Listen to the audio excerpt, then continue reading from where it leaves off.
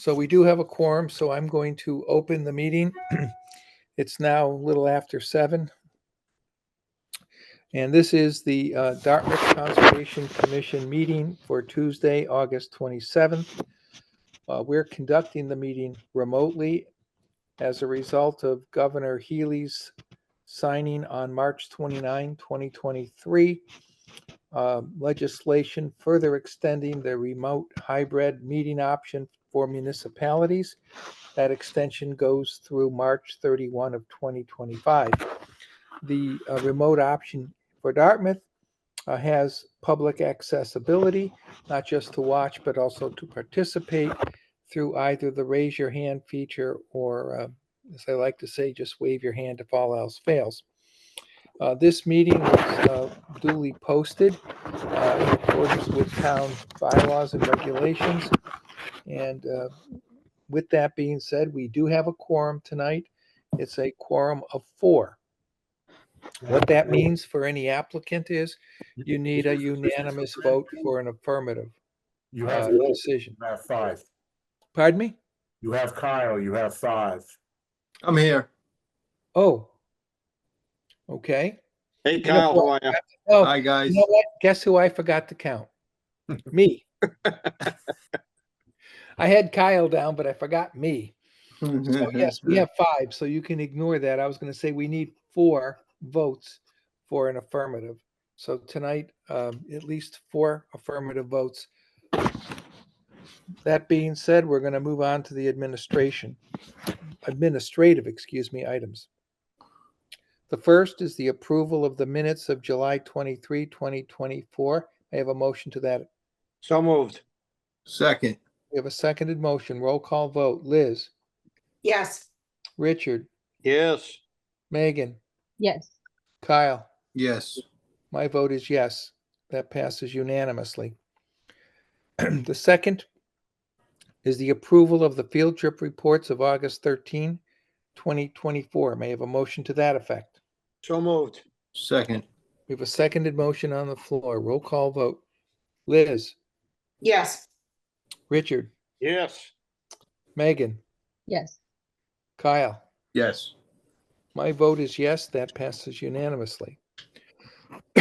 Our third administrative item is to receive the minutes of August 13, 2024. May I have a motion to that effect? So So moved. moved. A second on that, please. Second. We have a second motion on the floor. Roll call vote. Liz, Yes. Richard, Yes. Megan, Yes. Kyle. Yes. My vote is yes. That passes unanimously. We're moving now to our field trip reports. And the first field trip report is a request for determination of applicability, RDA 2416, from Richard Rayum to repair a seawall within land subject to coastal storm flowage, coastal bank, and land within the 100-foot buffer zone to a coastal bank. The applicable regulations are 310 CMR 10.02, 10.04, 10.30, and Section 2 of the bylaws. The land is described as map 107, lots 22-1, 23-26, or otherwise known as 95-99 DeGarris Avenue. Mark, what is the staff's recommendation on this request for determination of applicability? Yes, Mr. Chairman, this is the project area is a 700-foot run extending from 99 DeGarris Avenue south to 95 DeGarris Avenue. This is the upper portion of the shoreline in the Bayview neighborhood. What is being proposed here is predominantly the re-chalking, small stone placement in the spaces between the larger stones. The seawall has endured quite a bit of washout, as that shoreline has over the past several years, especially last year. And most of the work is going to be done from the land side, probably all of it. The 95 DeGarris Avenue parcel They're also going to raise the elevation of the seawall slightly. I think it's 2 feet. And then backfill to it to regrade the lawn flush with the top edge elevation of the newly modified seawall. Having said that, staff is recommending a -2 determination with appropriate erosion controls on the land side. And also, where necessary, to have a boom with silk curtains available to be deployed on the water side, should some larger boulders need to be rearranged or moved just to protect the down gradient resources. Thank you. Does any commissioner have any question? Seeing none, I'll entertain a motion to issue a -2 determination with standard erosion control conditions, and on the land side and on the water side to have, when necessary, a boom with silt curtains available for deployment. So moved. Second. We have a seconded motion on the floor. Roll call vote. Liz? Yes. Richard? Yes. Megan? Yes. Kyle? Yes. My vote is yes. That motion passes unanimously. The second field trip report is also a determination of applicability, RDA 24-21.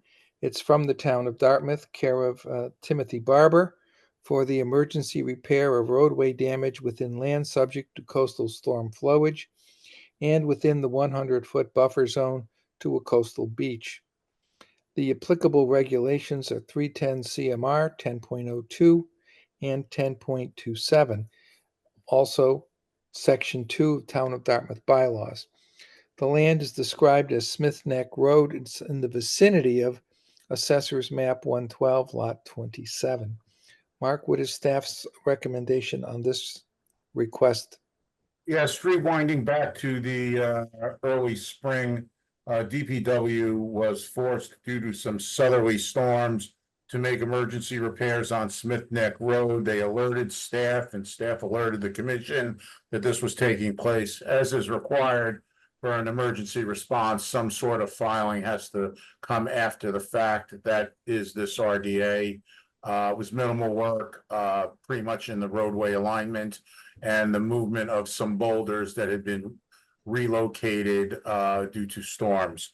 Staff's recommendation here is also a -2, as this run of shoreline is just north of the previous RDA that we voted on, which is exposed to a pretty long southeast fetch extending to Woods Hole in the Elizabeth Islands. Again, staff is recommending a -2. Thank you, Mark. Does any commissioner have a question they want to pose? Seeing none, I'll entertain a motion to issue a -2 determination. So moved. Second. We have a seconded motion on the floor. Roll call vote. Liz? Yes. Richard? Yes. Megan? Yes. Kyle? Yes. My vote is yes. That motion passes unanimously. Our third field trip report is a request for an extension permit on DEP file 15-2323. It's REP 24-3. It's from Francis Keene for ongoing vegetation management in accordance with the previously issued order of conditions. The regulations are 310 CMR 10.02, 10.04, as well as Section 2 of the Town of Dartmouth bylaws. The land is described as Map 118, Lot 131. It's Swift Hill Conservation Corporation's land. Mark, comments from staff? This is a slightly interesting one. We issued an order of conditions on this back in 2016, which had a 5-year lifespan on it, which extended it to 2021, at which point that order of conditions was extended to September 14th of 2024. The applicants are again requesting an extension to continue the work, and the work is cutting of vegetation along the shoreline to a height of 5 feet. I believe it's probably vista pruning more than anything. And I don't know that it really is of any kind of environmental issue per se. And I'm a little struck by this, and I want to bring this to the commission's attention, because I'm not sure that continually extending orders for ongoing work is really in the spirit of what the extension permit was designed for. If to me, and to my mind, if there's a project that far exceeds the life expectancy of an order, then there should be an order with a condition of perpetuity. The continual issuance of extensions, conditions change on the ground. I'm not sure, I don't particularly have a problem with extending this one more time or an additional time. But I think the commission should think about and consider the benefit of just extending every 3 years, as opposed to filing a document that could issue a permit which allows for this without the continuing revisiting. So I throw that out there. Should the commission choose to extend, you have the option of extending for 1, 2, or 3 years. And I'm not going to, question that if that's what you want to do. I just felt it necessary to bring this up because it appears that this is just a continuum of an ongoing process that a permit should expire. But it's an interesting question. It is. I don't know if we have the authority to issue a self-extending permit, though. That's my concern. If we Okay. don't, if we do have that authority, it just seems like it would make a lot of sense, but I'm not sure if we do.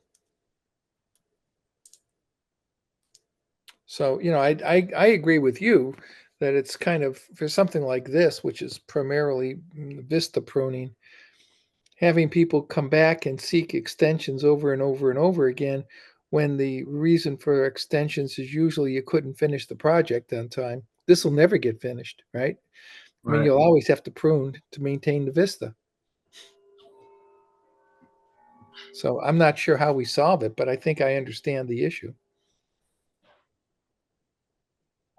Well, again, I raised the point for us to think about. I mean, I'm not trying to suggest that we end this project right now with a denial. But I think it's something worthwhile because this is vista pruning. When does this become an issue on another permit for another type of activity? And you always have to be careful of, setting precedent with things, especially if it gets to gets to some level of litigation. So I thought it was necessary to raise the question. And, go from there. Well, I think it's good. I'm sorry, Carl, was you trying to say something? Are very dangerous. Yeah. I mean, I think one of the only issues with issuing it in perpetuity, I understand that it has to be done all the time, but would that carry with the deed then going forward at the sale of the property? Or would that person have to come in and file for a new permit? Would it carry forever with the deed, I would think it does, but I mean, you raise another good point, which is, as long as it remains open, how do you ever get a certificate of compliance? Which sounds kind of foolish, but technically when title examiners do the title, the order of conditions comes up, not in a positive sense, but in a negative, because that's a quote unquote defect in the title. Yeah. Right. So that means that the examiner has to go beyond what's on record at the registry of deeds and then have the lender, as well as the prospective purchaser, determine whether or not the actual condition is something which negatively or adversely affects the title. It just creates a bit of a problem. As long as it's the same owners, it's no problem. They know what they have to do. But I would think beforehand they'd want to at least disclose it so that people who are interested in purchasing can have a determination made if this is something that'll impact the closing or not. That being said, we're going a little far afield here on this, and I Sorry think it's a about great that. discussion. No, I think it's a great discussion topic because as a commission, we should address this and address this if we can within our own rules and regulations. And I think it's appropriate for us to do so. But for tonight, we've got a request for an extension. I'm inclined to grant one. My personal feeling is I would probably be willing to go for the full 3 years. But at that point, hopefully we'll have put something on our rules and regulations to make it easier for applicants going forward and fairer. But that's me. Does anybody else have any comments or questions? I agree with you wholeheartedly, Mike. This is a problem that's not going to go away until it's addressed because it's a perpetuating problem. Because just the pruning, it grows and it grows and it never stops. Exactly. That's my thinking on it. I agree with that. So I'll entertain a motion on this request for file 15-2323 to extend the order of conditions for an additional 3 years. So So moved. moved. Second. We have a seconded motion. Roll call vote. Liz, Yes. Richard, Yes. Megan, Yes. Kyle, Yes. and my vote is yes. No, That I'm passes in the middle of a meeting, unanimously. maybe about an hour and a half. Our fourth field trip report is a request also for an extension permit. Talk about it coming up again on DEP file 15-2580, REP 24-5. It's from SOL Etude Lake Management for ongoing vegetation management in accordance with the previously issued order of conditions. The applicable regulations are 310 CMR 10.02, 10.04, and 10.32, as well as Section 2 of the Town of Dartmouth bylaws. The land is described as map 112, lot 4. It's otherwise known as 110 Elma. Mark, I imagine you have similar comments as you did for the previous one, but perhaps not. No, I don't. This is a little bit different. We issued an order of conditions 3 years ago for the eradication of Phragmites at the Lochberg site on Elm Street. And this is the first extension they've requested. And I believe this is a reasonable request simply because Phragmites eradication is a long-term process. An order of conditions is 3 years long. You're lucky if you solve a Phragmites problem in 3 years. The projects typically last 4, 5, 6 years if you're doing it right. So in my estimation, Solitude Lake Management, who is the contractor and was the contractor when the order was issued, needs time because of the aggressiveness of the root system and the rhizome system of Phragmites to be fully eradicated. Therefore, the staff is recommending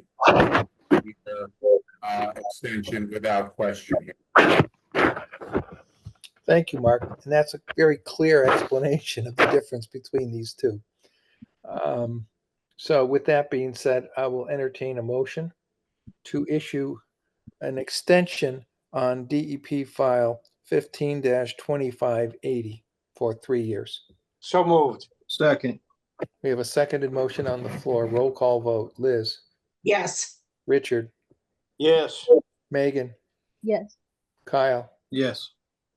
My vote is yes. That motion passes unanimously. That concludes our field trip report. We're moving on now to our public hearing. Excuse me, Mr. Chairman. Yeah. We had a discussion. There was the request for for the certificate of compliance, which came up. We spoke That's right. on the phone. Yes, that's right. So I don't have the information in front of me to read. so- I did resend an agenda with it on it. If you would like, I can read it for you. Would you please, because I didn't print it. Okay, field trip number 5 is a request for a certificate of compliance, DEP file number 15-2656, RCC 24-40 for wetland restoration work at 218 Horseneck Road. The request is made by Adam Newmark, the new owner of that property. If I could continue, Mr. Chairman? Certainly. Okay, this was a violation. The property was owned by the wine shells, who were doing some redevelopment to improve the house and did some cutting into the buffer zone. And so we require a buffer zone restoration plan, which had 2 phases. Avazinus Environmental of Rhode Island took on the project. They did a very nice job in design, and over the course of 2 years, it has reached more than 75% cover. There was some due to some droughty conditions last year, there was some die off, but they came in, augmented that seeding, and as of now, after this summer, and we're tailing into the end of the summer growing season, it's doing quite well and has endured drought and deluge conditions. So because of that, and because of the monitoring, and because of our observations, we are recommending a complete COC on this. And again, for the record, this was discussed between myself and the chairman agreed to add this to the agenda yesterday, since there was no legal ad or a butter notifications required. Thank you, Mark. I did forget it, and it was, so I'm glad that you reminded me. And yes, we did have that discussion. And as Mark suggested, since legal ad wasn't required, nor was a butter notification, and in addition to that, we have a practice when somebody is coming in for a COC. If it happens to be late, at my discretion, we can add it to the agenda, and I exercise that discretion. Okay, so this isn't the first time it was done, and it probably won't be the last, but I just wanted to be clear that what Mark said is, and it was on my call to add it. I just read from an earlier version of the agenda, so it wasn't on mine. With that being said, I'll entertain a motion to issue a complete COC on this application. So moved. Second, We have a seconded motion on the floor. Roll call vote. Liz, Yes. Richard, Yes. Megan, Yes. Kyle. yes. My vote is yes. That motion passes unanimously. I think I'm safe in saying now we can say we're finished with our field trip reports. If I could just make a brief announcement. Sure. This COC request is for a parcel that is registered land, and that means we need wet signatures.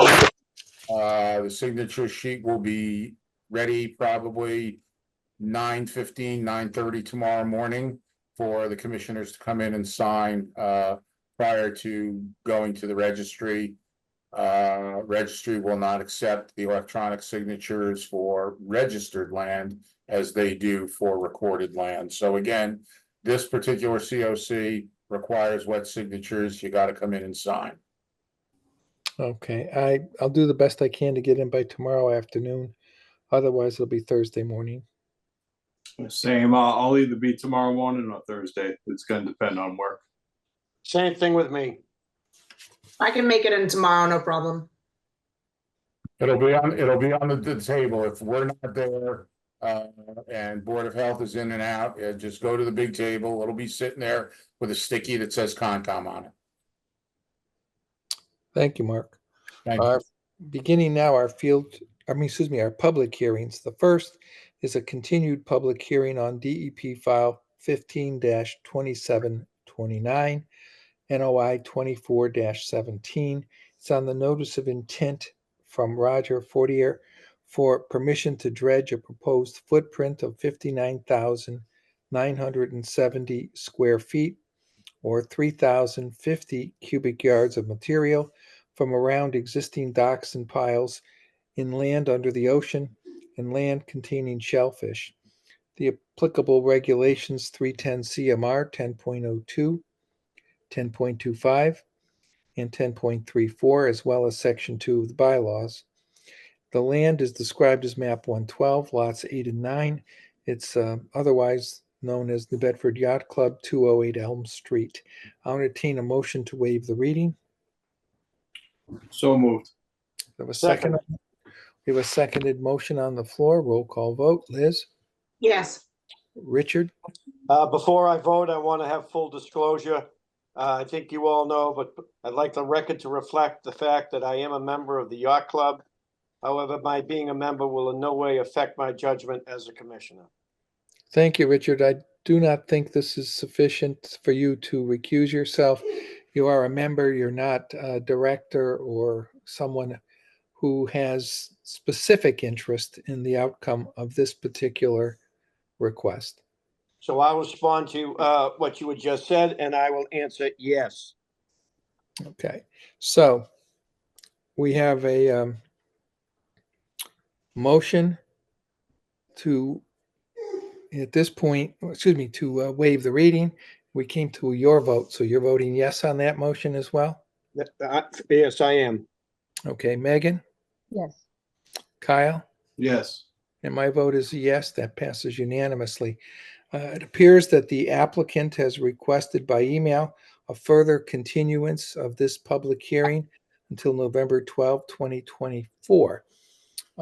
Is there anyone here this evening just for this matter and who wants to be heard? I don't see anybody. So I'll entertain a motion to continue public hearing on DEP file 15-2729 until Tuesday, November 12, 2024 at 7 p.m. So moved. Second. We have a seconded motion on the floor. Roll call vote. Liz? Yes. Richard? Yes. Megan? Yes. Kyle? Yes. My vote is yes. That motion passes unanimously. We're moving on now to page 2 of the agenda, the second public hearing. And it's a continued public hearing on DEP file 15-2746. That's NOI 24-33. It's on the notice of intent from NStar Electric Company, DBA Eversource Energy, care of Christopher Newhall, to construct approximately 2.6 miles of new 115 kV overhead electric transmission line within the existing right-of-way within bordering vegetated wetlands and inland bank, riverfront area, and bordering land subject to flooding. The applicable regulations 310 CMR 10.02, 10.54, 10.55, 10.57, and 10.58, as well as Section 2 of the Town of Dartmouth bylaws. The land is described as Dartmouth's municipal boundary with New Bedford. It's near Flaherty Drive, and the municipal boundary with Fall River near Collins Corner Road. I'll entertain a motion to waive the reading. So So moved. moved. Second on that motion, please. Second. We have a seconded motion. We have a roll call vote on the motion. Liz? Yes. Richard? Yes. Megan? Yes. Kyle? Yes. My vote is yes. That motion passes unanimously. Is there someone here this evening on behalf of the applicant? Yes, my name is Chris Newhall. I work for Eversource Energy. Address is 247 Station Drive in Westwood, Massachusetts. And I've also got with me tonight Karen Hanachek with Power Engineers, who's our environmental consultant on the project. Good evening. You've got the floor. You may go ahead. Yes, so we previously presented in front of the commission a couple of weeks back. There was some technical comments issued by Mr. Garrett that we responded to, and through the process of the hearing, and the timing of that response to those technical comments, I don't believe that Mr. Garrett had an opportunity to read those responses. So in furtherance of his understanding of our responses, there was a comment about maybe putting some annotations on the site plan for the project that better described the alterations we are proposing and the restoration measures that we're proposing as well along our right of way. We did submit that annotated drawing set last week. And I believe that somebody from Power Engineers was in contact with Mr. Garrett either yesterday or today, just to ask if there was any further questions that he had. And I think Mr. Garrett had an opportunity to review our responses, and I'm not sure that he had any other questions, but we're here to answer those now. Thank you. Mark, do you have any comments that you want to share with us regarding this I have a couple of application? comments. First of all, I will say that having had a chance to digest the information that was sent, I can accept the mitigation programs as presented. I wish Dartmouth was getting some acreage, but I understand the practicalities of the matter. Eversource did in fact respond to all of my comments, or I should say Eversource Power Engineering responded to my comments. But so I'm going to get to a recommendation to approve at some point here. But I did have two minor comments which I'd like the applicant to consider. The first being where they're eradicating woody vegetation, and I'm not sure that that's going to happen, but if it happens, I think it would be appropriate if bare patches are left after the eradication to reintroduce some suitable woody vegetation that is appropriate that is native, but is also appropriate for right-of-way management purposes. I'm not looking for you to, put in sequoias to get tangled in wires, but if we're losing some woody vegetation, I'd like to get some back as opposed to just sowing seed. Sowing seed is fine, but I'd like some woody vegetation interspersed into that, if at all possible. And that's only where there are bare patches. Okay. Yeah, and I think we can certainly accommodate that. It will be on a bit of a case-by-case basis, and we can certainly work with you on those locations. Oftentimes we can put down our timber matting right over the existing vegetation, so that when it's removed, that existing vegetation, comes right back once, it's got access to sunlight again. If there are any areas that need to be, I guess, mowed down to basically bare ground, we could certainly, come back in touch with you and identify where that was required to, again, make a safe level working area with those timber matting. And we can, develop a planting plan that includes some shrubs that are compatible with the overhead line operation. And we can do that in conjunction with you. Yeah, that sounds great. The other suggestion I have, and I'm not sure where, I know you mentioned last time, or I read it, something about some purple loosestrife patches that you're looking to potentially remove. I don't know what your program is for that, and I did notice that in the invasive species plan, and I want to say it was, it seemed that there was the rating was that there was a reasonably substantial stand of purple loosestrife that might need to come out. And I don't know what your program is for doing that. I've had experience in eradicating a lot of purple loosestrife. And I just made the recommendation, maybe the better term is suggestion, to consider the use of the Galarusera biological removal with beetles. I've done it successfully. EPA recommends it. I had a 3-acre restoration that got inundated with purple loosestrife, and in 2 years it was fully eradicated with no damage to the environment. So I think that it's a suggestion of a method. You may have another method which is it works just as well. But it caught my interest because I've been through this battle too. So I wasn't sure if you were aware of this or not, so I just mentioned it as a recommendation to consider. Yeah, we can certainly look into that. I don't think we've done it in Massachusetts, but within one of our areas up in New Hampshire, we implemented some of that biological control with the Galaricella beetles.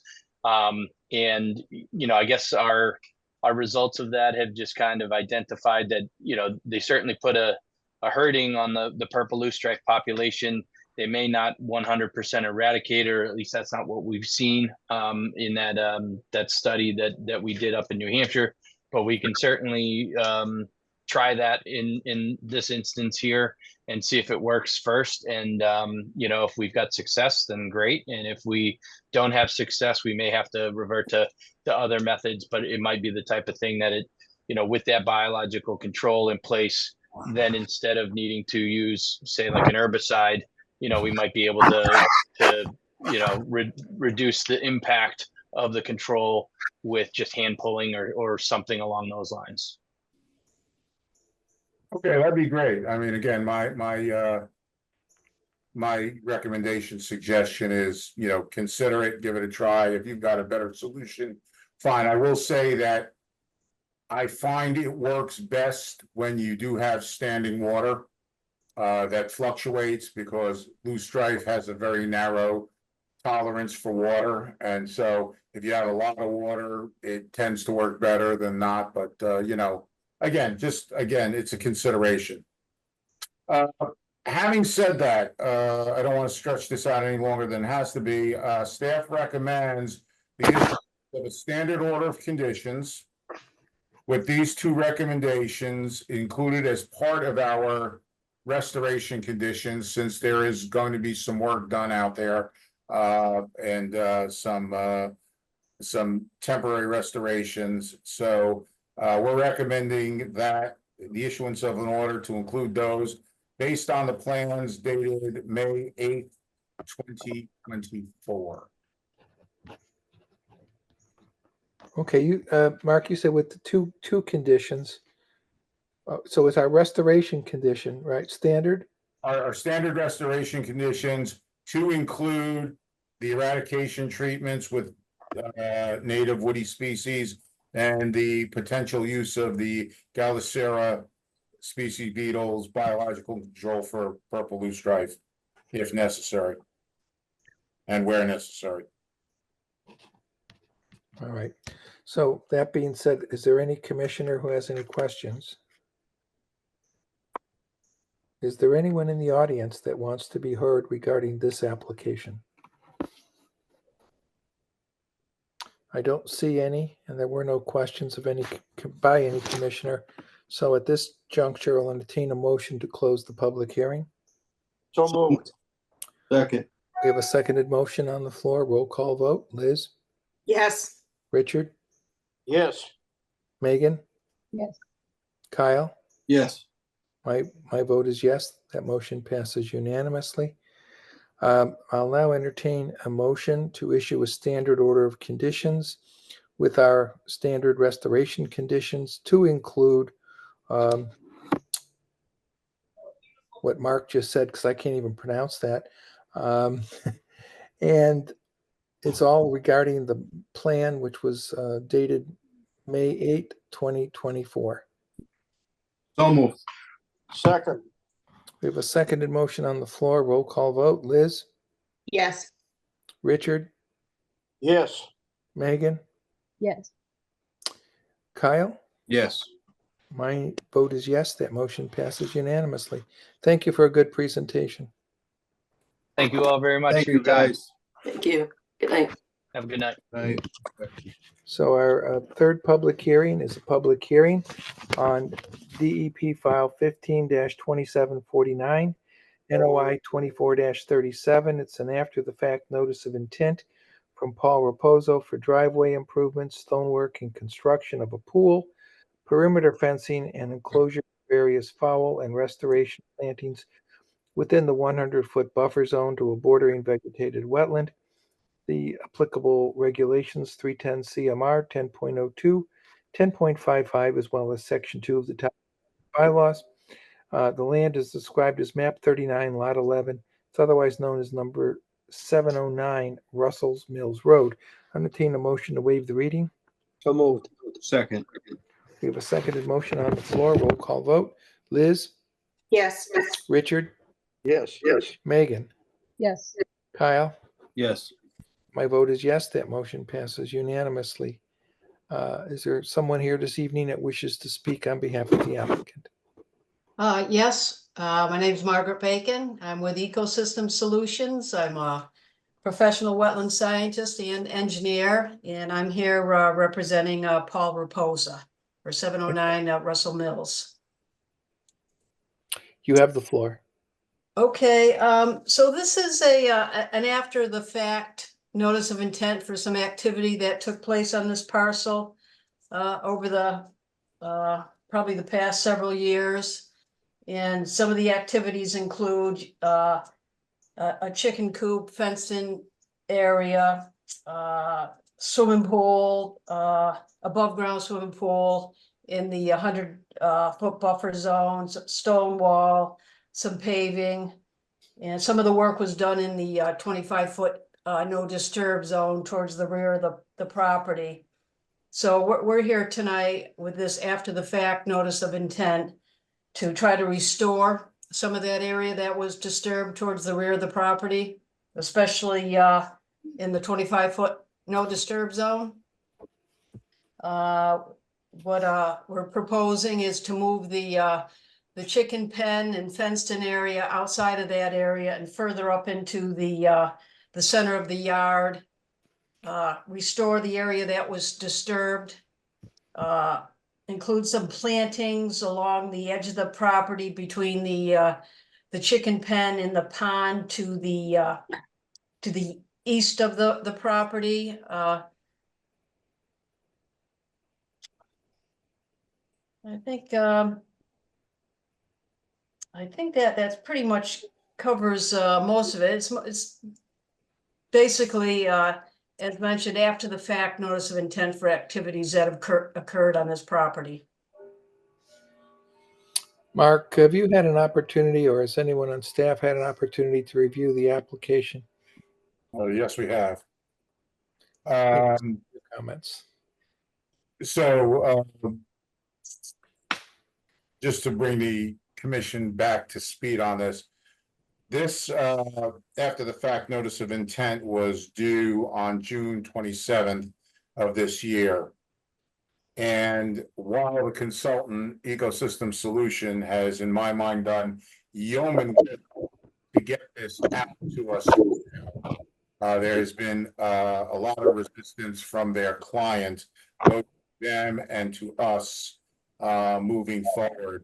There was some filing snafus with payments and an initial refusal to pay filing fees and penalty fees.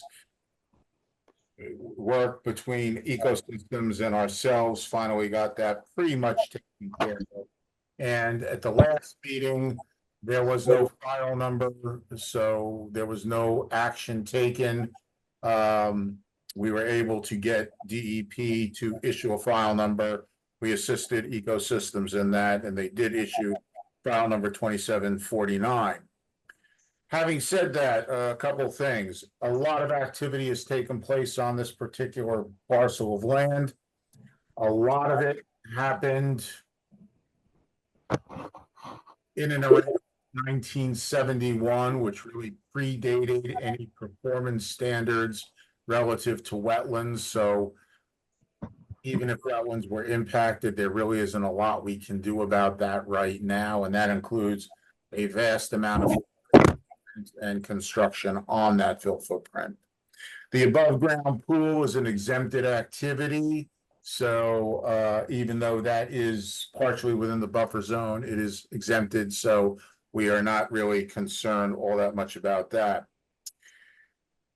However, in and around 2003, if you looked at the historic aerial photos, structures appear to be constructed to the rear of the property, and in fact, appear to be constructed over the rear property line, which would be the property line to the northwest, and potentially adjacent to and possibly partially within wetlands.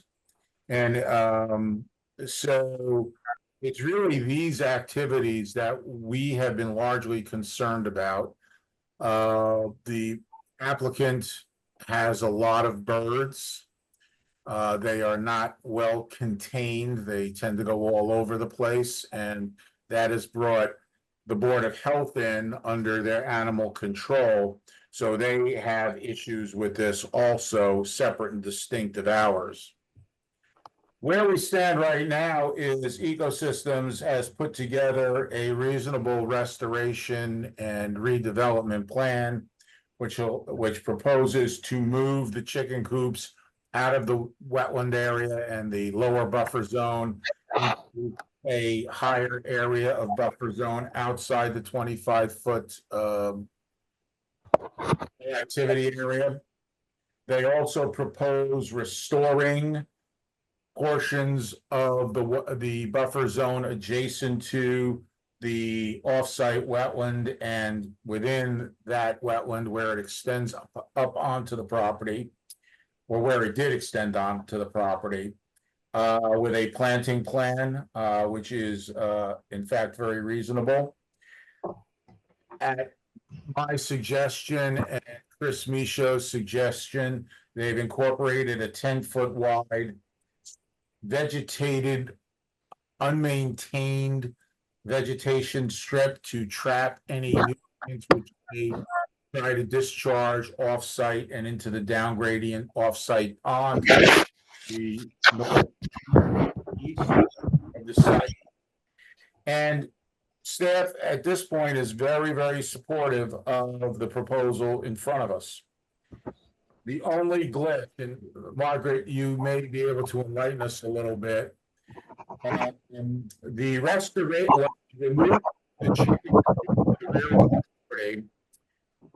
restoration work extends beyond the property line onto a parcel that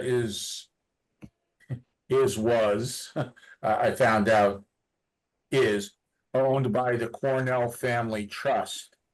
At Springtown meeting, that piece of land was, town meeting authorized the town to purchase it under DPW Water Department auspices for the protection of drinking water. Apparently, I was under the impression that that transfer had taken place until this morning when I found out that there is a title in the Cornell property, which has not allowed the transfer to take place.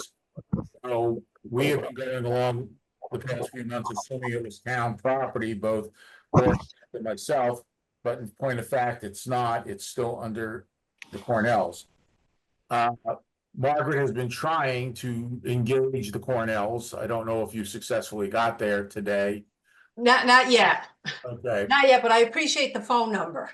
Oh, well, thanks the chair, because he was the one who got me on that trail. But anyway, I would love to issue an order of conditions, because this is a violation and this work really needs to get done. And while we're in the end of summer, we still have several months of growing season where some of this mitigation work could take place and some vegetation could get put in place.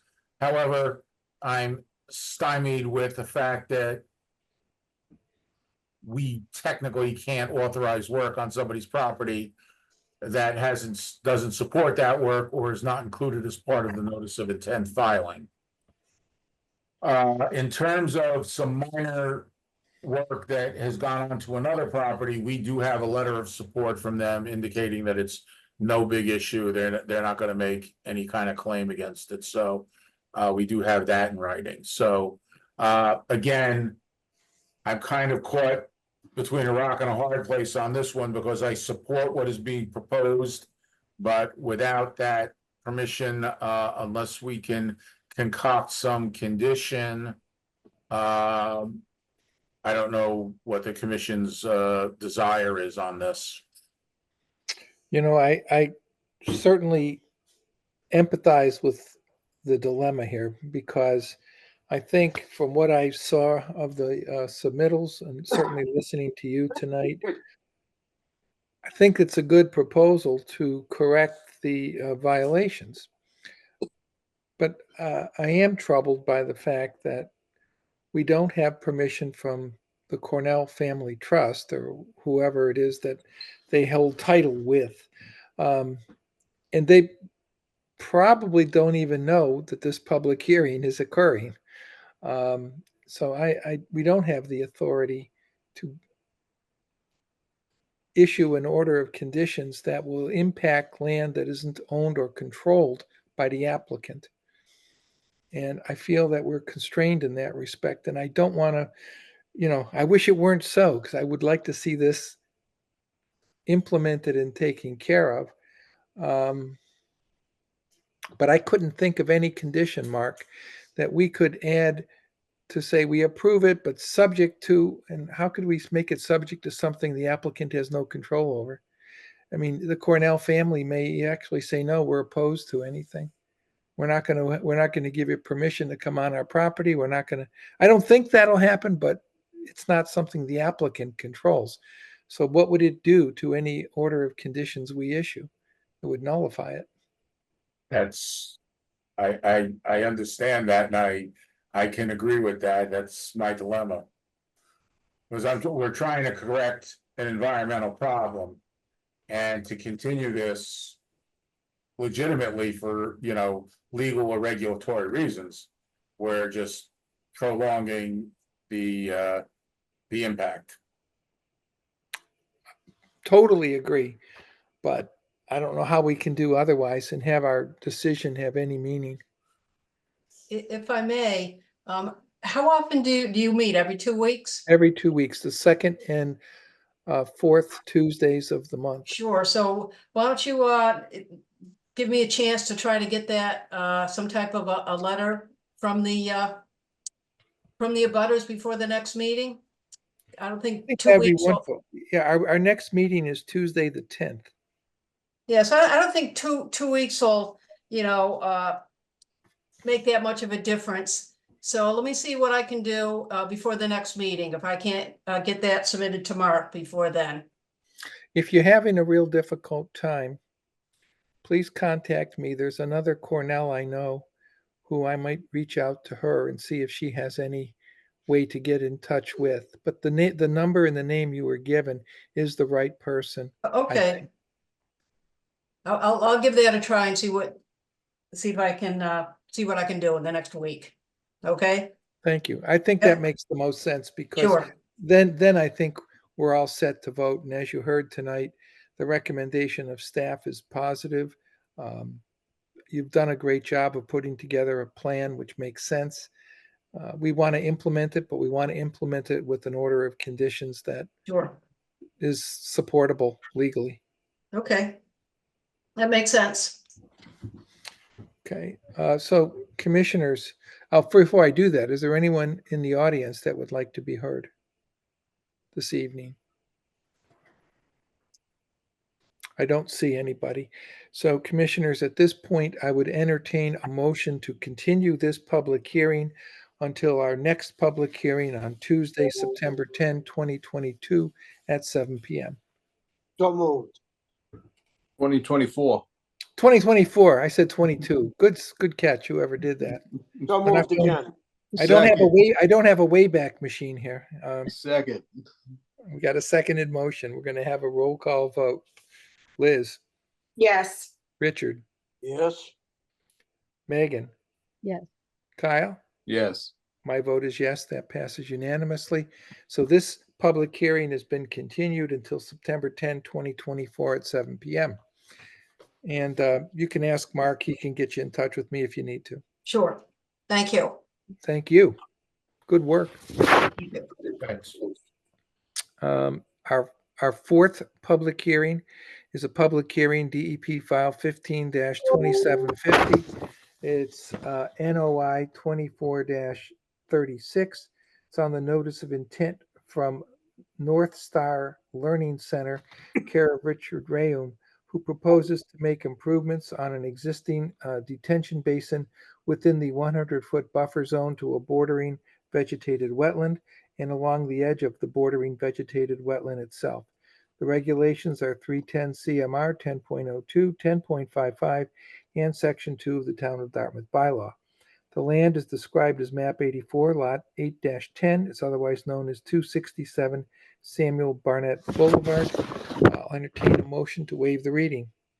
So moved. Second, We have a seconded motion on the floor. Roll call vote. Liz, Yes. Richard, yes. Megan, Yes. Kyle. Yes. My vote is yes. That motion passes unanimously. And I see Mr. Rayum is here on behalf of the applicant. The floor is yours. Good evening. Good evening. This is a project that was approved by the commission originally in 2001. United Front Daycare Center. It was constructed, but the order expired and they never got a certificate of compliance. We came back earlier this year and got a partial certificate from the commission, but we had found that the detention basin was slightly smaller than as designed. We ran the design plans through it and found the dike was 6 inches too low and the bottom of it was 4% too small. The order had expired. The commission recommended that we file a full notice of intent in order to do the work. The other thing wrong with the detention basin is they didn't mow the sides of the dike, so trees have grown up, which is unacceptable in a earth dike. So if approved, the contractor would remove those trees, dispose them off-site, loam seed the dike, get it 6 inches higher, and expand the pond and modify the outlet to the basin. And that would then bring it up to standard so we could certify that the detention basin met the design plans and the hydrologic calculations that we did in 2001. Thank you. Thank you, Richard. Mark, staff's comments on this. I concur with Mr. Rayom. He identified back when they filed for the certificate of compliance that the basin was insufficient based on the approved design. And we came up with a strategy because I believe there was a sale that needed to take place to get them a partial certificate of compliance because the building and the parking lot were built in conformity with the plan. It was just that the basin was not, with the condition that they would come back with a notice, which they have. In looking at the design and looking at the numbers and what is being proposed, I think it's very reasonable to get this basin to do what it was originally designed to do. And then staff is recommending a standard order of conditions be issued as per the revised plan dated August 12th, 2024. Mark, can I ask a quick question? Assuming we issue this order of conditions and then it gets constructed and we have a request for issuance of a certificate of compliance, will we also with that certificate of compliance close out the previous order of conditions?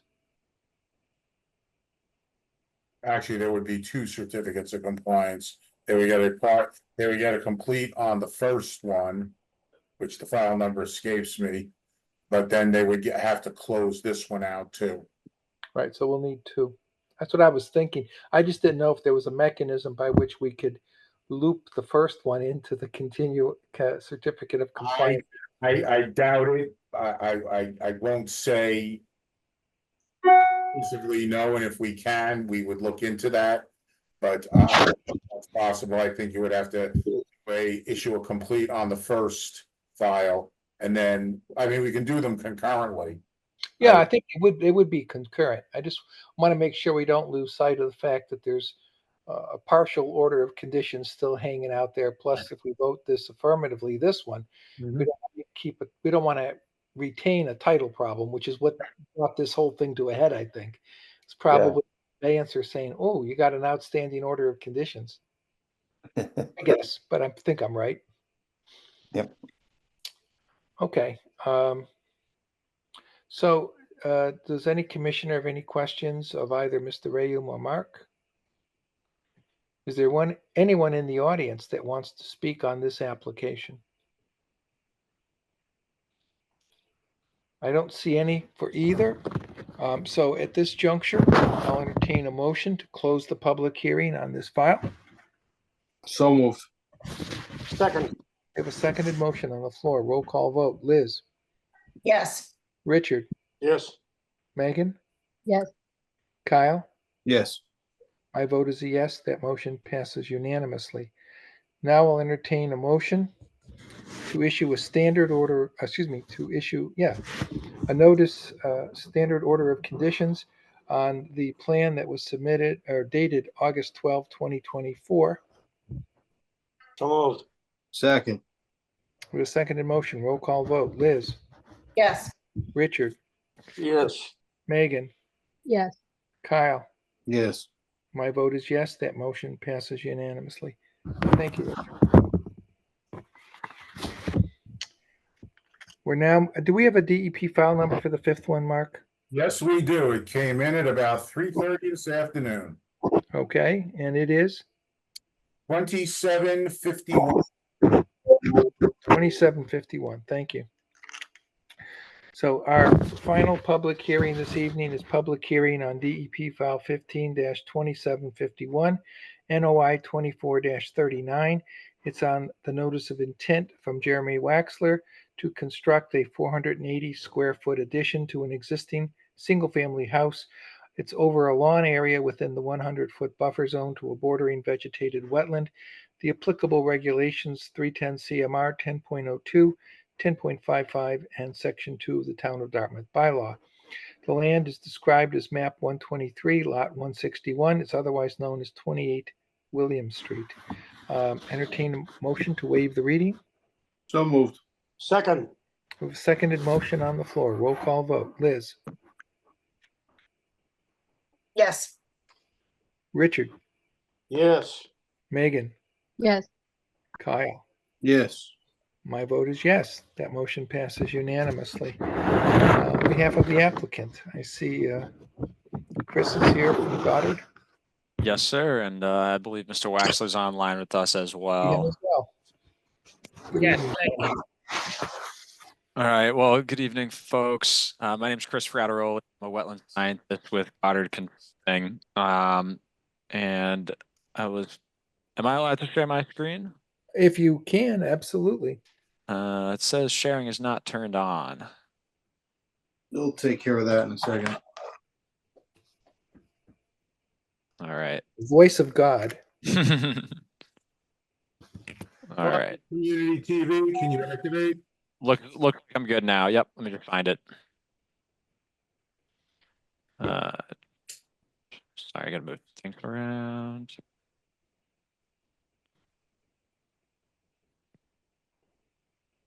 All right, there we go.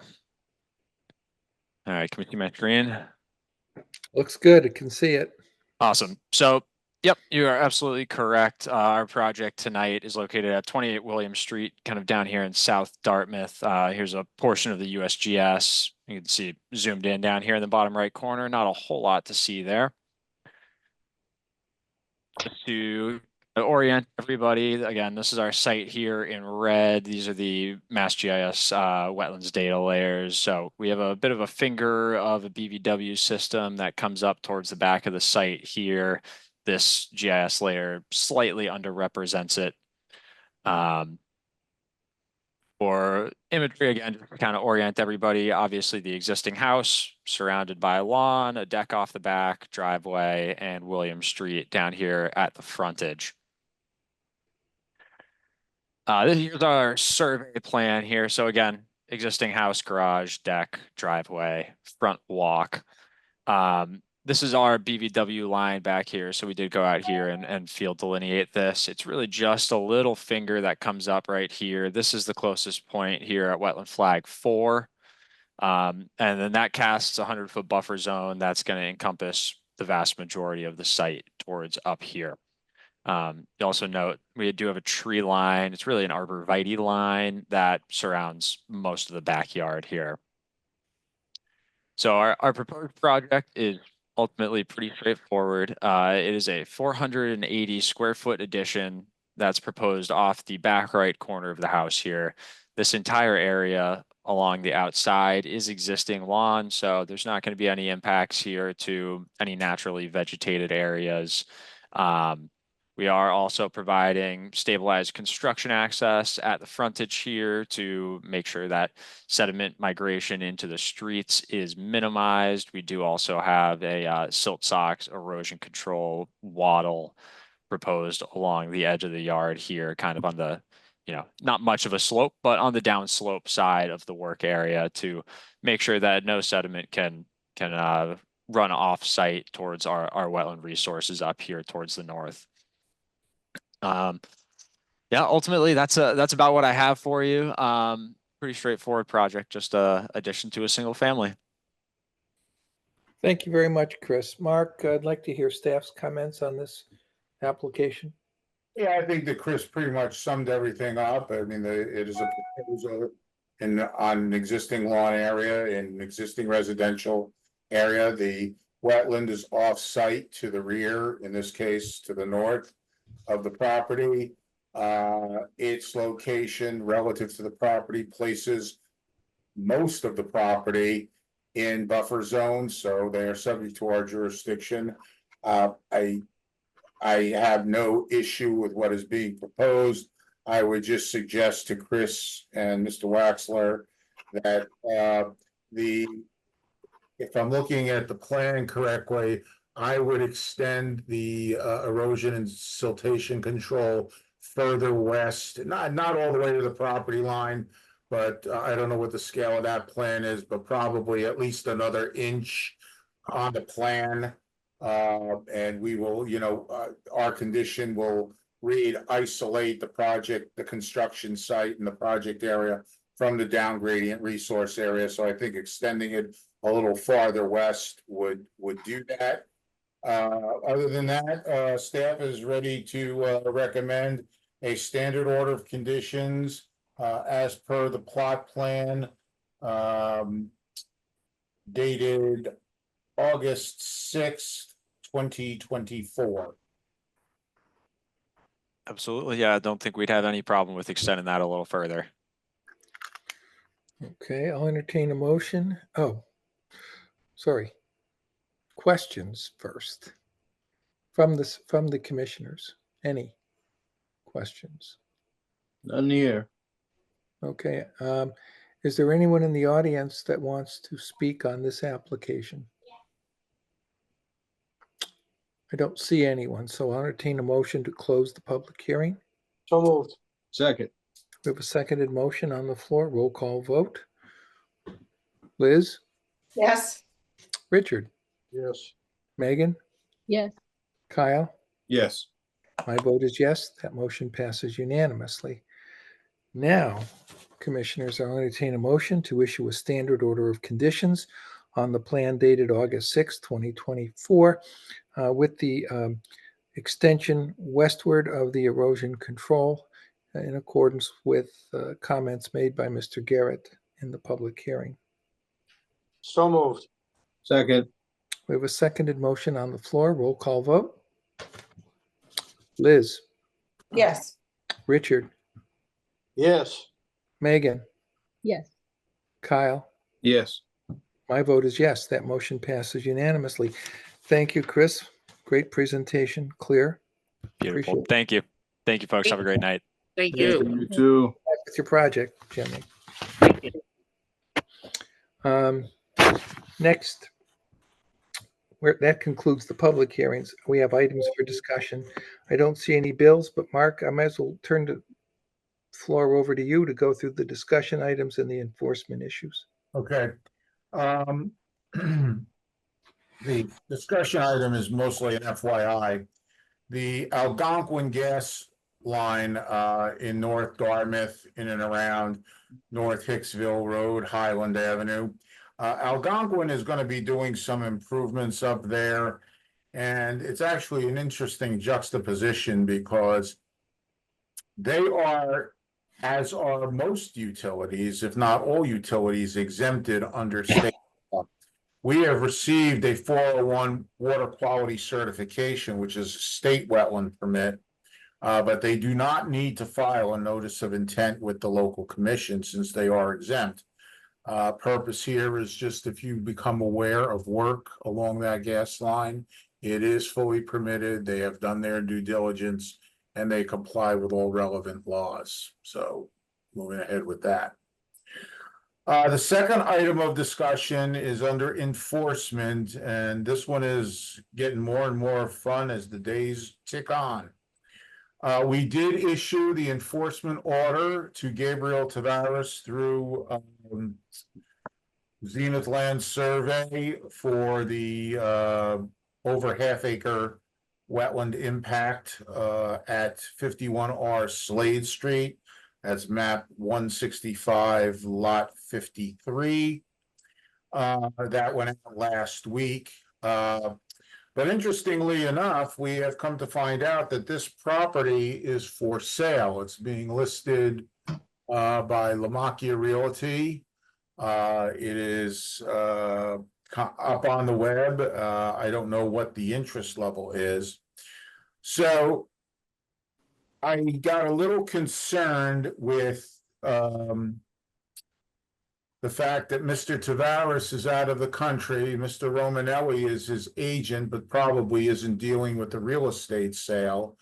And we have realtors who are out there trying to sell properties and probably not airing dirty laundry.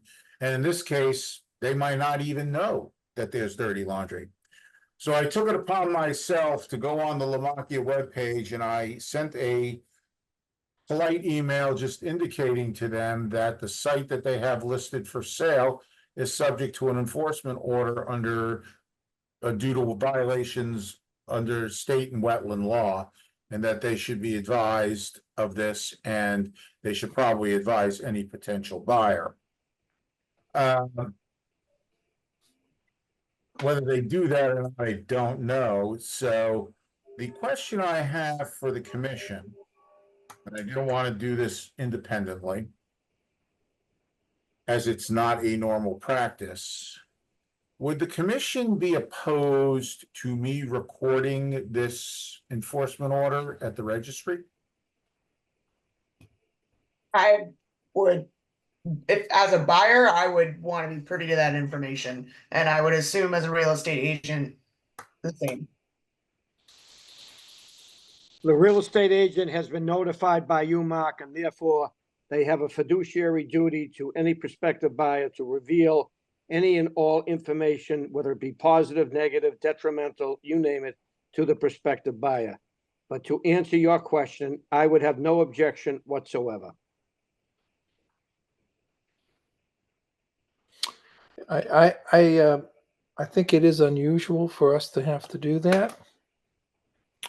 I think what we should do in the future going forward is make that a part of our rules and regulations, that the commission will record that anyway, all right, for everybody, because the only thing that gives me a little pause for concern, and I realize this is a unique circumstance because this property is up for sale with the seller knowing there are violations in an enforcement order.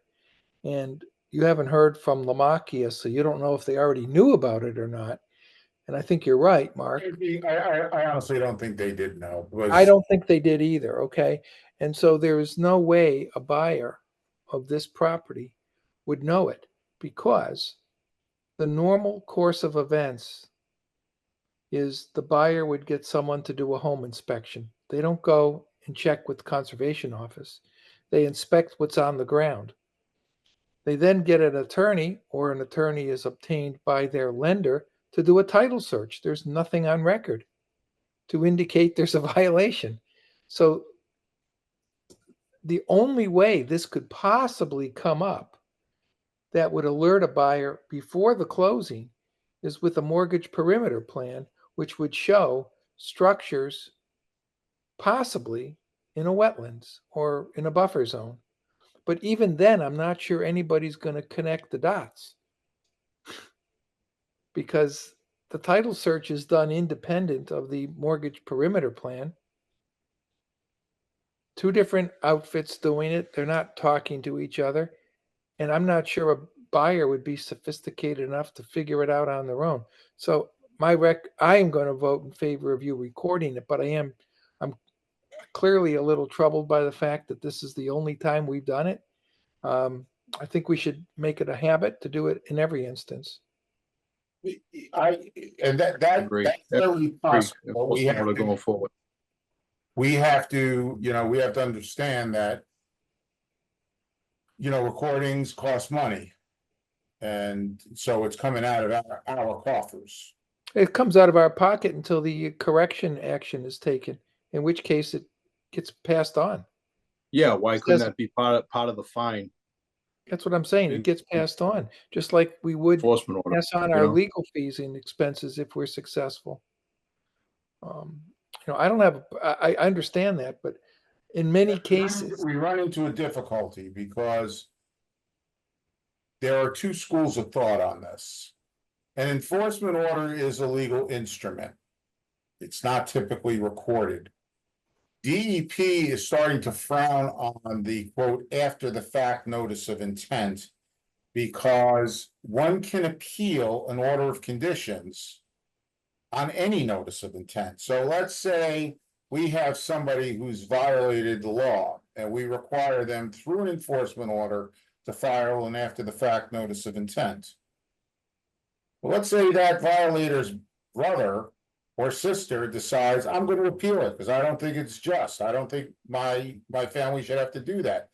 Then you get into an appeal process and it's completely out of our hands. Now, I would assume the DEP in the appeal process would, support the commission, but again, we're dealing with enforcement and we're protracting the resolution of enforcement out over time because these processes take time. And that speaks to the state side. The local side becomes a bylaw superior court issue. well, they both do, because if the DEP upholds us, they're going to appeal that decision to the Superior Court. Right, so yeah, it's just so what is our goal? To resolve the issue, as quickly as possible on the ground?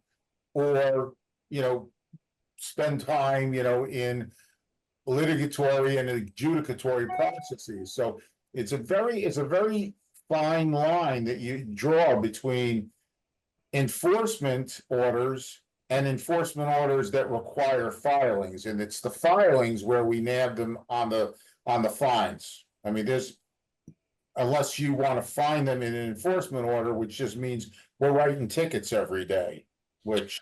Well, I mean, Mark, your only solution then is you don't give them an option to file an after the fact. It's the restoration, period, end of the story.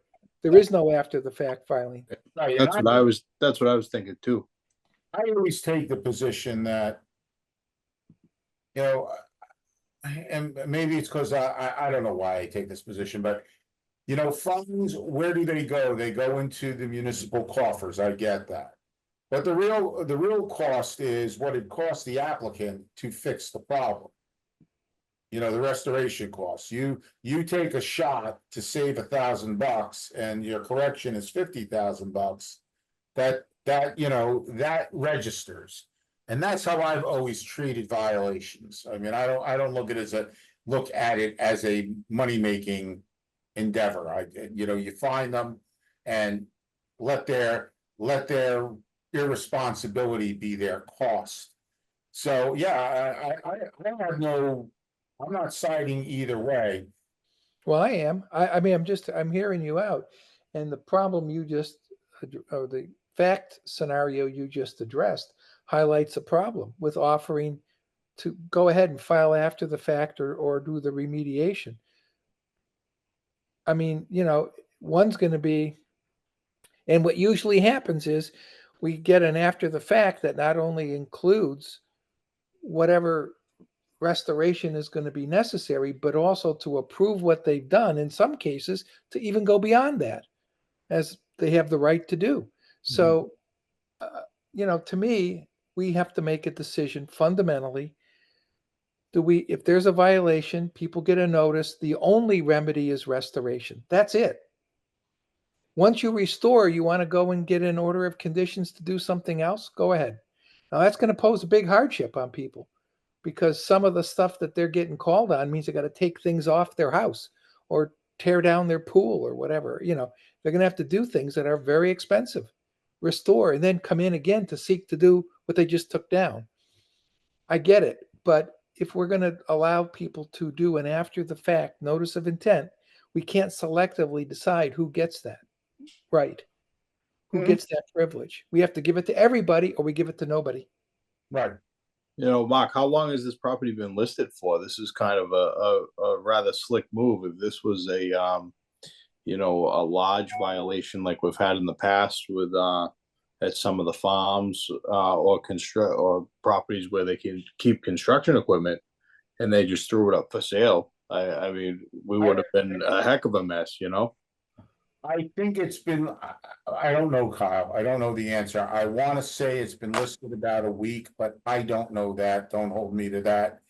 I somehow thought I saw a number, but I don't want to be quoted on that.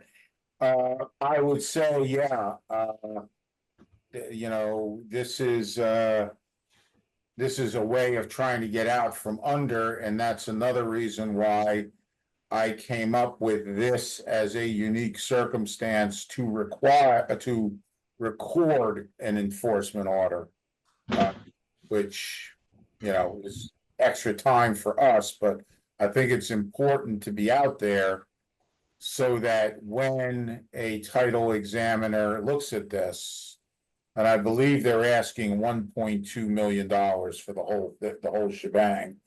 And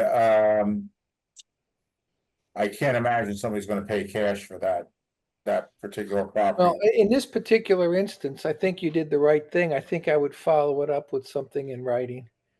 Send a copy of the enforcement order and say, just since you're listing this property, I thought you should have this as well, because it's pertinent to the issues involving this property. Now, it's a little difficult because you can't put attachments to, and I don't know which office it is specifically that's listing. I mean, the only access I could find was through the internet to Lamakia, and so to Lamakia Realty. And so I made the subject the listed property and let them go with that. They have been alerted, as the best I can do. Yeah, well, I mean, I think Richard said it correctly. Now they have a legal obligation. Forget about the ethics, because someone can say they don't really, but they also have an ethical obligation, but a legal obligation to disclose. Failure to disclose is going to be a Chapter 93A Consumer Protection action against them, which is triple damages, legal fees, costs, and expenses. And also, It's Mike, a big club. Mike, okay? also their ticket is on the line, period. Well, they will certainly be reported to the licensure board for real estate brokers and or salespersons, depending on what they are.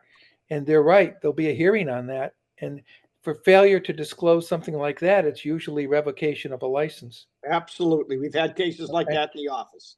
So, for them to just disregard what you said to try to make a commission is a very risky thing, because what's going to happen is the new buyer is going to get that property. They're going to be so happy until they get your letter saying, okay, you're going to court, jackass.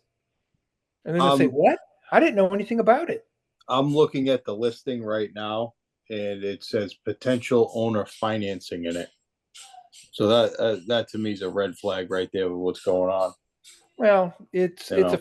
a red flag, Kyle. It's also though even if it's owner financing, I can't imagine that somebody would just go and not have somebody look at the property, not get a plot plan, and not get an attorney to do a title. But even with all that, I don't think the dots will be connected because there's no place at the moment where our enforcement order is a recorded public document except in the files of the Conservation Commission. So does anybody go there? No, they do not. Unless somebody knew that there was wetlands around the property and the prospective purchaser wanted to know where they were because they wanted to do something. Like Mr. Waxler wanted to put an addition on that. That's a perfect example of why they might ask at the early stage before they buy the property. I want you to find out, go check with the Conservation Commission or their agent and find out what can be done here and what the process is. That's when they find out. Now that's going to be one buyer out of 20, maybe even less than that. So that's why I'm saying I'd be okay to record, but boy, if we have a practice of now we're going to selectively decide who to record this against, we're going to be sued. Absolutely. It's all or nothing, Mike. You know, that's just it. I mean, I don't have a problem saying let's do it in future. From this point on, every single one, including them, we're going to do it. And I know there's a cost to the town, but you've highlighted an area where we can't say we're going to record it only if you put it up for sale. I mean, what if they decide to do a private sale we don't even know about? We just got lucky here because you drove by and saw a sign. No, we actually suspected it and we checked it out. All right, but you know, let's say that you don't suspect it for somebody and they do it, Right. and they've got a sign up, but you don't drive by their property. They never We get would never drive by this property. There's no. so there you go. There's my point. To it. So, That's the only reason you it's got either that. got to be we do it all the time or we don't do it. Mike, I think the purpose of an enforcement order, as we all know, is to get the issue resolved. And getting the issue resolved is putting all parties on notice of a problem. All parties that are involved with it now or could be in the future, i.e. a prospective buyer. And if there's no way that that prospective buyer could have been informed appropriately, timely, then the problem is going to perpetuate itself over and over. And we talk about money being spent concerning filing fees. Well, I think they will be de minimis compared to the amount of time chasing down a buyer of the property who didn't know, and away we go, spending all of our time, energy, and money with the prospective buyer when the old buyer or its broker didn't do what they were supposed to do. I'm not disagreeing with you, Richard. I'm just thinking in terms of the proper procedures and protocols. Well, And I do when agree with you. When we start having discretion as to who we file, well, what we file at the Registry of Deeds and against whom, based on our suspicions or anything else, we're on real slippery ground for legal action being taken against us. It's all or nothing. I'm in agreement with you, Mike. If you're going to file, it's all or nothing. And I think, to me, having notified the listing broker, you've now put them on notice. Mm-hmm. If this unfortunate soul who buys this property ends up not having been told, they're going to have a wonderful lawsuit against the broker. And the broker is going to probably end up paying for all of the restoration, all of the legal fees, all of the fines, possibly triple that amount. And in addition to a pretty whopping legal bill that's going to be generated because plaintiff's attorney knows plaintiffs are not going to be paying it. Lamakia is going to be paying it. And Lamakia is going to have their license twisting in the wind if they don't pay it. Because then the buyer is going to bring an action in the state regulatory board to have that license taken away. And on top of the 93, broker, it really is. Now, sometimes they can step in things because they don't know about it. And they get tagged for that too. But it's not knowing, because there's cases directly on point that say, you know what? Not knowing may be stupid on your part, but it isn't an excuse because you have a duty to investigate. Now, I don't know if it goes so far as to go to the Conservation Commission to see if there are any enforcement orders, but it has happened with cases where brokers haven't investigated whether there's a problem with the water in the basement, where there's a potential problem where Dartmouth is causing this problem, a potential problem where you got a Title V system, which is perfect, but the town a year ago sent a letter saying you got to connect up to the town sewer in 2 years. And the broker never made that connection. So, there's, believe it or not, a lot of things the brokers can get in trouble for. But when you're told of a problem and you don't disclose it, that goes above and beyond being stupid or careless.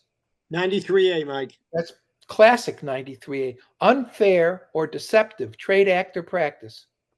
That's it. Okay. Game over. Tilt. So I Open guess your checkbook. my original question.